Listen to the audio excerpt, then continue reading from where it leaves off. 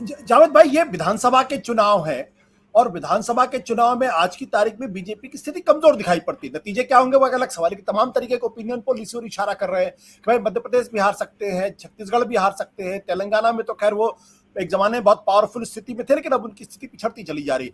राजस्थान में कांटे की टक्कर दिखाई पड़ रही है, मिजोरम में वो कहीं दिखाई नहीं पड़ रही। मेरा सवाल इसी बात को लेकर यह है कि क्या उनको ये लग रहा है कि कोई भी रणनीति कारगर होती हुई दिखाई नहीं पड़ रही है, लिहाजा वो कुछ को कुछ ट्राई कर रहे हैं। नॉर्थ इंडिया में आते हैं तो मुसलमानों के बारे में बात करते हैं, साउथ इंडिया में जाते हैं तो साउथ इंडिया के बारे में बातचीत करते हैं, फिर वो गरीबों के बारे में बात करने लगते हैं, लेकिन वो कास्ट सेंसस के ऊपर स्पष्ट तौर पर कुछ नहीं कहते। देखिए, वो उनकी रणनीति का हिस्सा है। उन्होंने जब किसान यहाँ धरने पे बैठे थे और कई महीने बैठे रहे, गर्मी बरसात जाड़ा तप में, तो भी नहीं बोले वो। जब मणिपुर जल रहा था तो नहीं बोले। जब वो पहलवान बच्चियाँ हमारी यहाँ थी, जंतर मंतर पे इतने महीने इतने हफ्ते बैठे रहे, उनकी पिटाई भी हुई, सब कुछ ही नहीं बोले। तो वो लोकल इश्यूज़ पे तो बोलते नहीं हैं।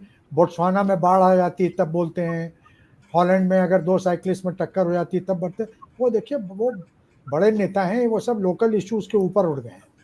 ये तो रही थोड़ी सी, चलिए अब सीरियस बात कर लेते हैं। ये जो जनगणना का सवाल है, इससे वो एक ये जाहिर है कि वो हिल गए हैं। और जैसे बीजेपी की आदत है, वो सारे, ख़ास तौर पे मोदी और अमित शाह जी, ये लोग सारे बटन्स पुश करते हैं। अभी उनके पास कोई एक फार्मूला, कोई एक जो इशू होना चाहिए जिस पे सारा अपने पूरा कैंपेन जिसके चारे इर्द गिर्द घुमा लें, वो भी नहीं मिला है। तो पहले वुमेन्स रिजर्वेशन था, अब उसके बाद ये सेंसस की जब कास्ट बेस्ड सेंसस की जब से बात आ गई, तब से और अब प्रॉब्लम बढ़ गया है। तो वो जहाँ जाते हैं वहाँ, तो पहली बार उन्होंने अल्पसंख्यकों के भलाई के बारे में भी बात की। उन्होंने कहा कि भाई देखिए, आपके लिए तो कोई रह ही नहीं जाएगा। फिर कहीं बहुसंख्यक एरिया में जाते हैं तो वहाँ कहते हैं कि देखिए, ये हिंदूज को डिवाइड करना चाहते हैं। तो फिलहाल वो अपना कि क्या वो सिल्वर बुलेट होगा, कौन सी वो संजीवनी होगी जिससे सारी चीज़ पलट जाएगी, अभी उनके हाथ वो लगा नहीं है। तो वो वेरियस चीज़ें ट्राई कर रहे हैं, डिफरेंट ट्रायल बलून छोड़ रहे हैं, ये देखने के लिए कि कौन सी चीज़ ज़्यादा लोगों में ट्रैक्शन मिल रहा है, उसी के हिसाब से वो चले।